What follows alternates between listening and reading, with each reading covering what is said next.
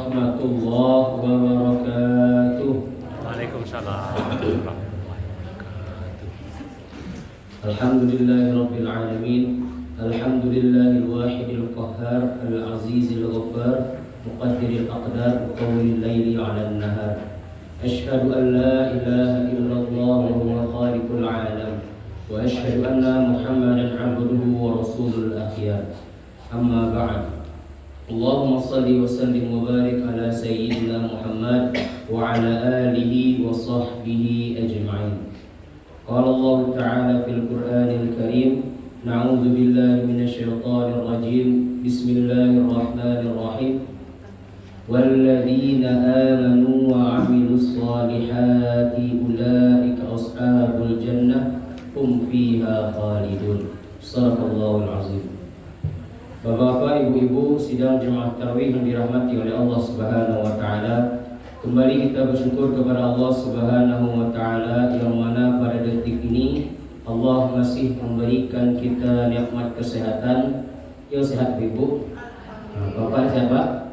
Alhamdulillah. Allah telah masih memberikan kita nikmat kesehatan hingga pada malam hari ini kita dalam keadaan sehat walafiat, dan Allah juga memberikan kita nikmat keistiqomahan. Yang mana nikmat istiqomah ini bisalah membawa kita bertahan sampai detik ini. Banyak di luar sana semakin berakhirnya Ramadan, semakin lemah imannya, semakin kurang istiqomahnya. Alhamdulillah kita masih dalam keadaan istiqomah. Kemudian salawat beserta salam kita sampaikan buat baginda Nabi Muhammad sallallahu alaihi wasallam dengan mengucapkan Allahumma salli ala sayyidina Muhammad wa ala ali sayyidina Muhammad. Bapak-bapak, ibu-ibu, sidang jemaah tarawih yang dirahmati oleh Allah Subhanahu wa taala. Pada malam hari ini kami ingin membahas mengenai sebuah materi yang mana yang berjudul amalan kecil surga balasannya.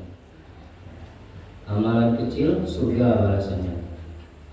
Di dalam ayat yang telah kami bacakan di awal tadi, di dalam surah Al-Baqarah tadi, walladzina amanu wa 'amilus shalihati, orang-orang yang beriman dan orang-orang yang beramal soleh, ulaika ashabul jannah, mereka itu adalah penghuni penduduk surga nantinya, hum fiha khalidun, dan mereka kekal di dalamnya. Di dalam ayat ini telah menggambarkan kepada kita bahwasanya kalau pengen kita menjadi penghuni surga itu ada dua syaratnya. Syarat yang pertama dikatakan ialah agar kita menjadi orang yang beriman. Alhamdulillah kita semuanya di sini dalam keadaan beriman. Apa bukti kita beriman itu? Kita sudah bersyahadat asyhadu an la ilaha illallah wa asyhadu anna Muhammadan abduhu wa rasuluh. Bahwasanya dua syahadat ini disampaikan bahwasanya dua syahadat ini menjadi miftahul jannah, yaitu kuncinya surga. Alhamdulillah kita sudah memegang kunci surga ini. Syarat pertama sudah terpenuhi. Syarat yang kedua yaitu orang yang selalu senantiasa mengerjakan amalan-amalan soleh. Amalan disebut sebagai perbuatan, soleh disebut sebagai baik. Kalau kita semua perbuatan baik itu disebut sebagai amal soleh, asalkan semua perbuatan, semua amalan itu didasari dengan lillahi ta'ala, karena Allah Subhanahu wa ta'ala. Maka kita hadir di sini, alhamdulillah itu semua perbuatan. Tapi karena kita hadir di sini sebagai lillahi ta'ala, karena Allah Subhanahu wa ta'ala, maka kita sudah dapat menjadi amalan soleh. Amalan soleh itu sangat banyak, bapak dan ibu-ibu. Solat yang kita kerjakan, baik solat wajib, baik solat sunnah, itu semuanya amalan-amalan soleh. Baca Al-Quran itu semuanya amalan soleh. Bersedekah itu semuanya amalan soleh. Bahkan zikir pun dan lain-lain hal semua yang baik yang dikerjakan itu semuanya ialah amalan soleh. Cuman di sini akan kita bahas satu amalan saja yang sangat kecil. Mungkin sering kita kerjakan, kita tidak tahu balasannya itu ialah surga. Dan amalan itu ialah yang disebut sebagai zikir kepada Allah Subhanahu wa taala. Disebut sebagai zikir. Zikir dalam bahasa Arab itu disebut diartikan sebagai mengingat.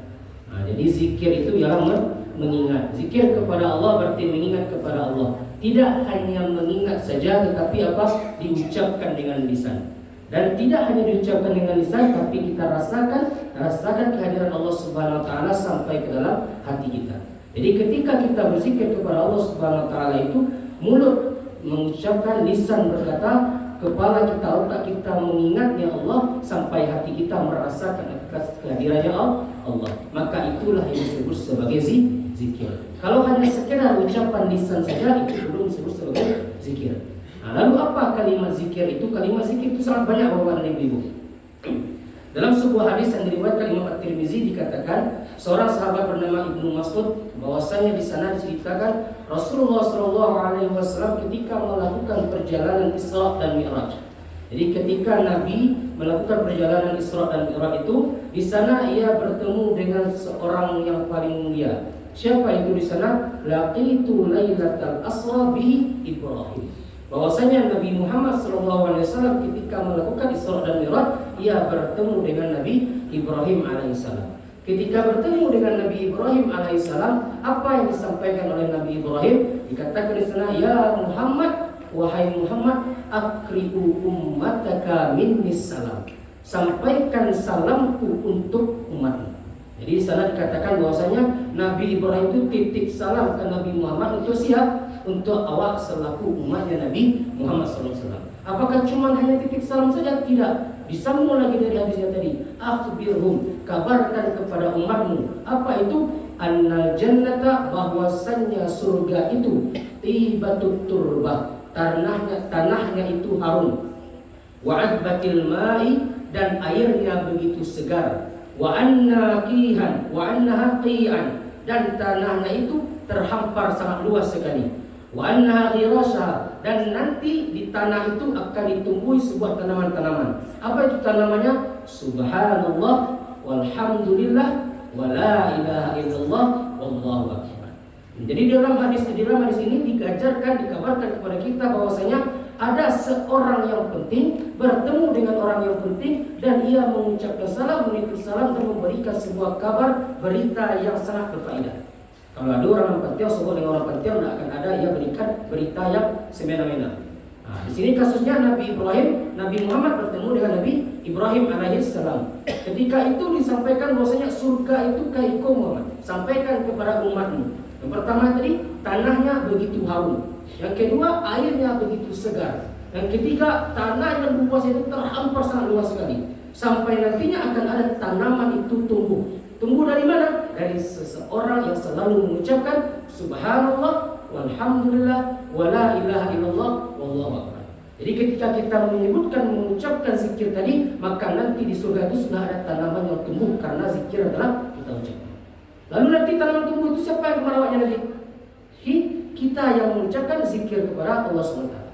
Maka dikatakan bahwa ada ibu yang dirahmati oleh Allah, kita berada di musola ini, kita berada di musola An-Nur ini, semuanya itu dikarenakan nikmat yang telah Allah berikan. Mulai kita dari bangun tidur sampai detik ini sudah berapa nikmat yang telah Allah berikan kepada kita. Mulai dari nikmat kesehatan, nikmat penglihatan, nikmat kekuatan, lain-lain semuanya. Itu sudah banyak sekali. Maka oleh sebab itu kita sebagai hambanya itu diwajibkan untuk bersyukur kepada Allah Subhanahu wa taala. Bagaimana salah satu cara untuk bersyukur itu ialah dengan berzikir mengingat Allah Subhanahu wa taala. Di antara yang empat tadi, subhanallah walhamdulillah wa la ilaha illallah wallahu akbar tadi, afdhalul zikri fa'lam annahu la ilaha illallah. Ada zikir yang paling utama, yang paling afdal. Apa itu? La ilaha illallah. Kenapa la ilaha illallah berasal itu? Ulama berpendapat bahwasanya ketika orang yang mengucapkan zikir la ilaha illallah itu hidupnya misalkan di awal dalam keadaan kesulitan, payah hidupnya ketika itu. Ketika ia berzikir mengucapkan la ilaha illallah, seraya ia bermohon, ya Allah, aku berada dalam kehidupan yang sangat sulit ini, tidak ada yang bisa menjadikan hidupku lebih mudah kecuali Engkau ya Allah. La ilaha illallah, tiada Tuhan kecuali Engkau. Tiada Tuhan yang dapat menolong aku kecuali Engkau. Tiada Tuhan yang dapat mempermudah segala urusan aku kecuali Engkau ya Allah. Maka itu kalimat dikatakan la ilaha illallah. Maka oleh sebab itu semua nikmat yang telah kita rasakan ini seharusnya bagi kita untuk bersyukur kepada Allah Subhanahu wa taala. Maka ada sebuah kisah dikatakan bahwasanya ada seseorang yang rajin melakukan amalan. Ia rajin sholat, rajin puasa. Pada saat itu dimasukkan oleh Allah Subhanahu wa taala ke dalam surganya. Ketika masuk ke dalam surganya, kata orang tadi itu mengatakan, "Ya Allah, aku masuk ke dalam surgamu ini karena amal salatku, karena amal zikirku, karena amalan baca Qur'anku, karena sedekahku." Maka oleh sebab itu Allah perintahkan malaikat untuk mencabut satu bola matanya. Ketika dicabut satu bola matanya tadi, ditimbang dengan satu bola mata dengan amalan yang seluruh ia kerjakan selama di dunia. Ketika itu yang paling berat ialah satu bola mata tadi. Bako kayak gitu, bako nampak yang berat satu bola mata tadi, karena itu menunjukkan bahwasanya nikmat yang telah Allah berikan itu sangatlah luar biasa sekali. Maka semua amalan yang telah ia kerjakan itu tidak akan bisa ia kerjakan kecuali Allah telah berinya nikmat. Maka semua itu terjadi karena nikmat yang telah Allah berikan. Maka oleh sebab itu kita diharuskan untuk bersyukur kepada Allah Subhanahu wa taala. Jangan sampai awak sombong. Ambo kayak iko negara serajin beribadah. Ambo kayak iko negara acuk berjualan. Ambo kayak iko negara rajin bersolat. Ambo kayak iko rajin bersedekah. Jangan sampai kayak gitu. Bahwasanya semua ini terjadi atas nikmat yang telah Allah berikan. Maka salah satu cara kita bersyukur ialah dengan mengucapkan subhanallah walhamdulillah wala ilaha illallah wallahu akbar. Dan hadis Nabi sallallahu alaihi wasallam mengatakan bahwasanya antufariqad dunya wa lisanka ratbun. Bahwasanya ketika kita nantinya meninggalkan dunia, berpisah antara ruh dan jasad kita nantinya, sebelum itu terjadi lisanka ratbun. Basahilah lidah kita, basahilah mulut kita, bukan dengan air minum. Jangan sampai dengan air liur atau boleh. Lebih itu.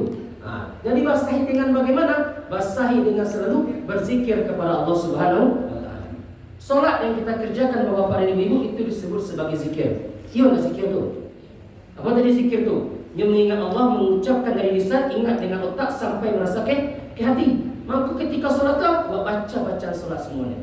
Bacaan salat buat selalu memikirkan Allah, dengan rasakan Allah Subhanahu wa taala, dekat dengan Allah Subhanahu wa taala. Maka salat yang kita kerjakan itu salah satu bentuk komunikasi kita dengan Tuhan yang telah menciptakan kita. Maka oleh sebab itu ketika kita salat itu jangan sampai yang terkhusus salat yang sir. Salat sir itu salat apa tuh? Salat yang tidak dibaca Fatihahnya keras-keras oleh imam. Salat apa saja itu? Salat zuhur dan salat asar. Yuk bacanya itu Allahu Akbar. Dibaca dan dirasakan sampai ke hati. Tapi jangan sampai Allah. Nanti jadi gitu loh. Itu dukun-dukun kayak itu saudara. Apa yang lebih parah lebar? Allahu Akbar. Lebih dalam ini. La takalu ya kan? Jangan sampai kayak gitu. Apakah Nabi SAW ketika sholat itu yang menggerakkan mulutnya? Sahabat bertanya. Dijawab oleh sahabat bernama Khabbab.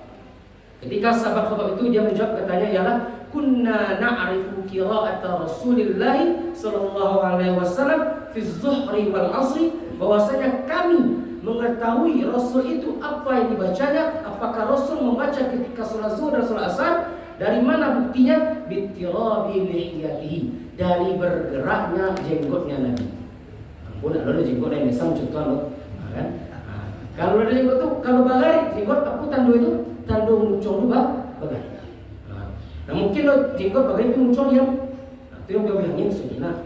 Kalau panjang juga tadi buktinya ialah Nabi itu menggerakkan mulutnya dari jenggot Nabi itu bergerak.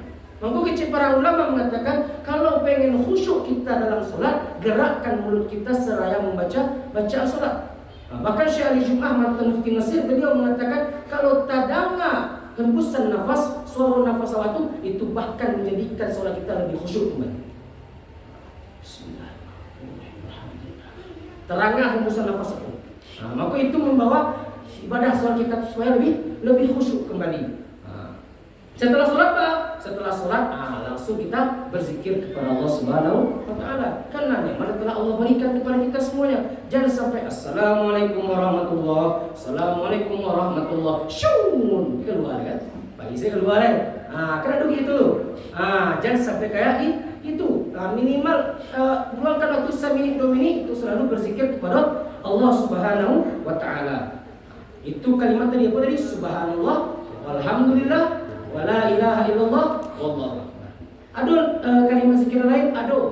Di hadis katakan bahwa kalimatani khafifatani ala lisan. Ada dua kalimat sangat ringan sekali di lisan, sangat ringan sekali dibaca di mulut. Wa khafifatani ala mizan, dan sangat berat nanti ketika ditimbang. Wa habibatani ila rahman, dan Allah cinta kepada kalimat ini. Apa kalimat itu? Subhanallah wa bihamdihi subhanallahil azim. Subhanallah wa bihamdihi subhanallahil azim. Subhanallah wa bihamdihi subhanallahil azim. Maka ketika kita baca dua kalimat tadi, subhanallah wa bihamdihi subhanallahil azim, maka pada saat itu timbangan kita yang ringan langsung berat. Mudah-mudahan awas semua lebih berat ketika dia memizan nantinya. Nauzubillah, ketika ditimbang amal sholat kita masih ringan. Ketika ditimbang amalan baca Quran kita masih ringan. Ketika ditimbang amalan sedekah zakat kita masih ringan. Tetapi seraya kita selalu mengucapkan subhanallah wa bihamdi subhanallahil azim, yang timbangan dari ringan tadi langsung menjadi baik. Kalau timbangan amal baik adalah baik, fadilah yang dapatkan langsung masuk 1000. Itu kalau kita baca dua kalimat tadi. Atau yang lain dari yang kayak afdhaluz zikri fa'lam annahu la ilaha illallah. Dalam riwayat dikatakan bahwasanya kata Nabi man kana fi akhiril kalam, barang siapa yang di akhir penghujung hidupnya itu mengatakan la ilaha illallah, ketika sakaratul maut sampai berpisah roh dengan jasad, ia ucapkan la ilaha illallah. Ketika ia baca itu, bagi Nabi, dakhala jannah, masuk ke dalam surga Allah Subhanahu wa taala. Maka pada saat itu, ketika kita selama hidup rajin berzikir, rajin mendengarkan zikir, rajin melihat kaligrafi zikir-zikir Allah SWT, maka pada saat itu insya Allah akan dimudahkan lisan kita untuk mengucapkan zikir kepada Allah SWT ketika sakaratul maut.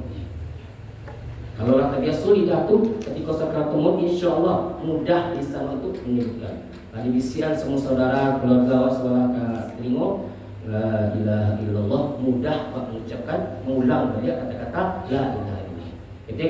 Ketika kita bacakan itu, dakhalal jannah, masuklah ke dalam surga. Maka dari itu dia zikir kepada Allah Subhanahu wa taala.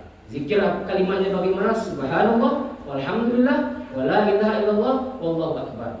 Dari kemper itu yang paling afdal yang mana? La ilaha illallah. Atau mau yang tadi subhanallah wa bihamdi subhanallahil azim. Boleh? Boleh. Lafaz tadi ganggu? Semoga bisa diamalkan. Itu pertama amalannya. Yang kedua amalannya ialah selawat kepada Nabi sallallahu alaihi wasallam. Bapa selawat, bahwasanya ketika seluruh ibadah yang diperintahkan kepada kita, satu-satunya selawat ini yang Allah dan para malaikat mengerjakan. Ketika kita diperintahkan untuk sholat, apakah Allah sholat? Tidak. Ketika Allah perintahkan kita untuk bayar zakat, apakah Allah bayar zakat? Tidak. Apakah ketika kita diperintahkan untuk berpuasa, Allah untuk berpuasa? Tidak.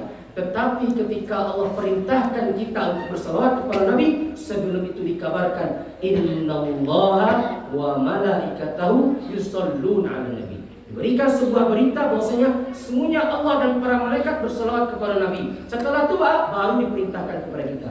Ya ayyuhalladzina amanu, wahai orang-orang yang beriman, shallu 'alaihi wasallimu taslima. Bersalawatlah kalian kepada Nabi Muhammad sallallahu alaihi wasallam. Kecil Nabi SAW, barang siapa yang dekat dengan nantinya, orang yang dekat denganku yang akan mendapatkan syafaatku itu siapa? Akfiru alaihi salat, yaitu orang yang memperbanyak membaca salawat kepada Nabi. Maka amin-amin, misalkan yang mizan, alam lewat yang mizan, timbang orang masih ringan. Ketika itu dihadapkan kita dengan Nabi Muhammad SAW.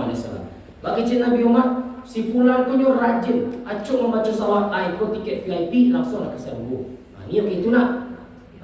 Langsung dia tiket langsung syafaat dari Nabi. Aku tiket payah langsung kan kasar ruku. Maka pada saat itu perbanyaklah kita untuk bersalawat kepada Rasulullah sallallahu alaihi wasallam. Maka dua inilah amalan yang sangat ringan sekali, tetapi balasannya ialah surga. Yang pertama zikir kepada Allah Subhanahu wa taala, dan yang kedua ialah salawat kepada Nabi Muhammad sallallahu alaihi wasallam. Semoga bisa kita amalkan amalan ini dan nantinya dapat kita semuanya berkumpul di surganya Allah Subhanahu wa taala. Amin amin ya rabbal alamin. Mungkin ini saja yang dapat kami sampaikan, kurang dan lebihnya mohon maaf. Subhanakallahumma wa bihamdika asyhadu an la ilaha illa anta astaghfiruka wa atubu ilaik. Wassalamu alaikum warahmatullahi wabarakatuh.